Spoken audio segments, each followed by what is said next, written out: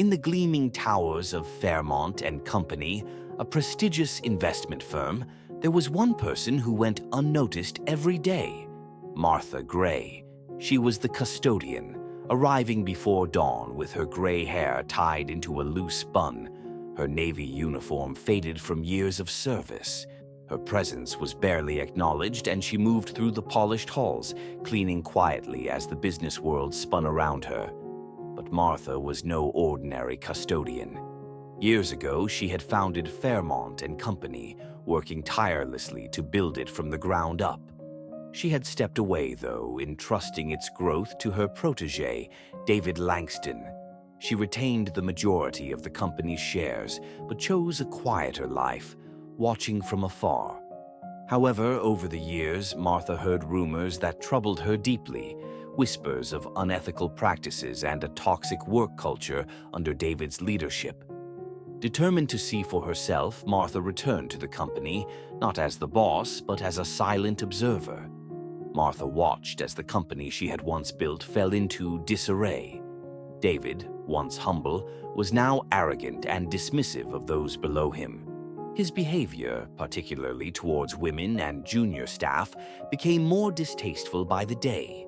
And then there was Sarah Calloway, the CFO, who publicly promoted diversity while privately mocking anyone who didn't fit her ideal. Ethan Sharp, head of marketing, ruled with an iron fist, driving talented employees to quit.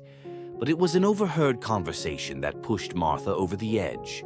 One evening, while cleaning near the break room, Martha overheard David and Sarah laughing about cutting costs by outsourcing the janitorial staff. Sarah casually mocked her, calling her a relic and dismissing her value entirely. David's response was cruel. "By next quarter, they'll thank me for it." That was the last straw. The next morning, Martha quietly put her plan into motion. Using her old access credentials, she secretly began collecting evidence of the corruption in the company. Financial reports, internal emails, and recordings of staff complaints. She gathered everything she could, preparing to expose the rot beneath the polished exterior. Over the next week, she methodically compiled a damning dossier. When she was ready, she called for an emergency meeting of Fairmont's executives. The executives were puzzled when they received the invitation from the founder.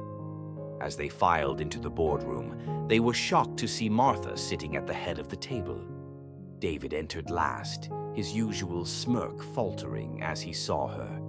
"Martha," he scoffed, "what's the meaning of this? Why are you sitting in my seat?"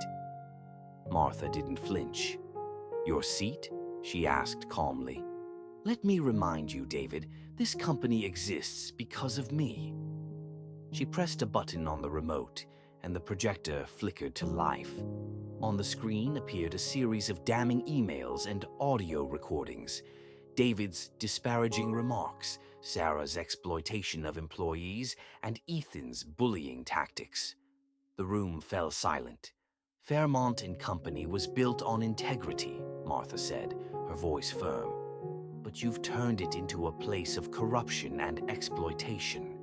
David tried to speak, but Martha continued, undeterred.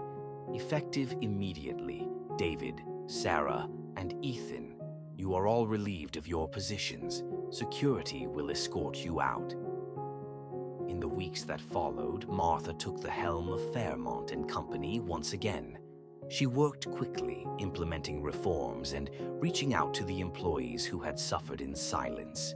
She created an anonymous whistleblower hotline, revamped the company's culture, and made it clear that things would be different now. Fairmont Company began to heal, slowly but surely.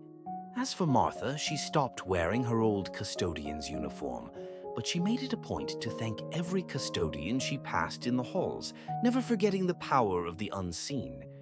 No one underestimated Martha Gray again. Subscribe and share the moral lessons you've learned from the story.